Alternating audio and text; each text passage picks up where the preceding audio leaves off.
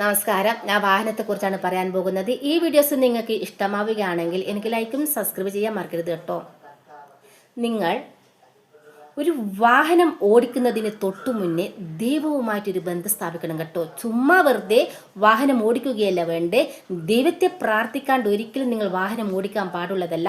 പെട്ടെന്ന് ആക്സിഡന്റ് സംഭവിച്ചാൽ ആ അപകടത്തിൽ നിങ്ങളുടെ ജീവൻ പൊലിഞ്ഞു പോകും. പൊലിഞ്ഞു പോകാതിരിക്കാൻ വേണ്ടിയാണ് പറയുന്നത്, നിങ്ങൾ വാഹനം ഓടിക്കുന്നതിന് തൊട്ടു മുന്നേ ദൈവത്തോട് പ്രാർത്ഥിക്കണമെന്ന്.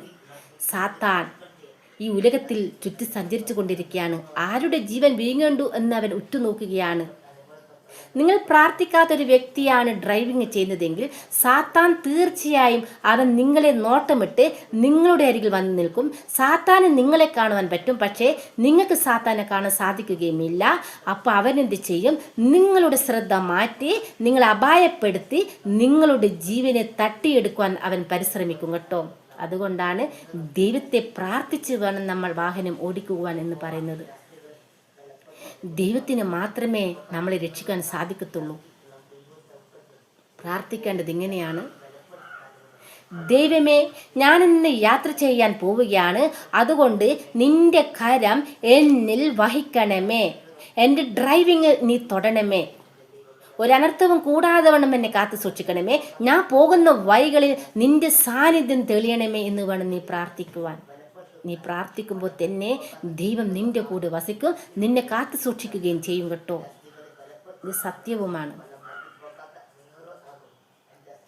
വാഹനത്തിൽ ഒരു ചന്ദനത്തിരി കത്തിച്ചത് കൊണ്ടോ കുറച്ച് ചെമ്പരത്തിപ്പൂ വിട്ടത് കൊണ്ടോ വാഹനത്തിലുള്ള ഒരു പ്രതിമയെ തൊട്ട് വണങ്ങിയത് കൊണ്ടൊന്നും ഒരു കാര്യവുമില്ല.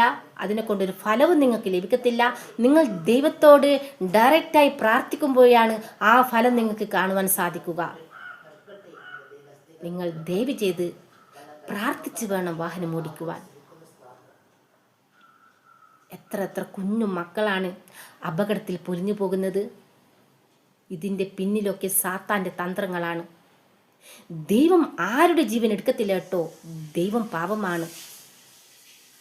അവൻ നമ്മൾ സന്തോഷത്തോടെ ഭൂമിയിൽ ജീവിക്കുവാനാണ് അവൻ ആഗ്രഹിക്കുന്നത്. സാത്താനാണ് നമ്മുടെ ജീവൻ പൊലിപ്പിക്കുന്നത്. എന്തുകൊണ്ടാണ് അങ്ങനെ സംഭവിക്കുന്നത്? ദൈവത്തെ പ്രാർത്ഥിക്കാണ്ട് വാഹനം ഓടിക്കുന്നത് കൊണ്ടാണ് അങ്ങനെ സംഭവിക്കുന്നത്. അപ്പോൾ നിങ്ങൾ പറയുന്നുണ്ടാവും, നമ്മളെന്താ ദൈവത്തെ പ്രാർത്ഥിക്കുന്നില്ലേന്ന്. പ്രാർത്ഥിക്കുന്നുണ്ടാവും, പക്ഷെ നിങ്ങൾ പ്രാർത്ഥിക്കുന്ന ദൈവം ആരാണ്? പ്രതിമയായിരിക്കാം, അല്ലെ നിങ്ങൾ ചന്ദനത്തിന് കത്തിച്ചിട്ട് പ്രതിമയെ തൊട്ട് വണങ്ങുന്നവരായിരിക്കാം. അതുകൊണ്ടാണ് ദൈവത്തെ നിങ്ങളെ കാത്തു സൂക്ഷിക്കാൻ സാധിക്കാത്തത്. നിങ്ങൾ ഡയറക്റ്റായി ദൈവത്തോട് പ്രാർത്ഥിക്കണം, എന്നാൽ മാത്രമേ ദൈവത്തിന് നിങ്ങളെ കാത്തു സൂക്ഷിക്കാൻ സാധിക്കുകയുള്ളൂ.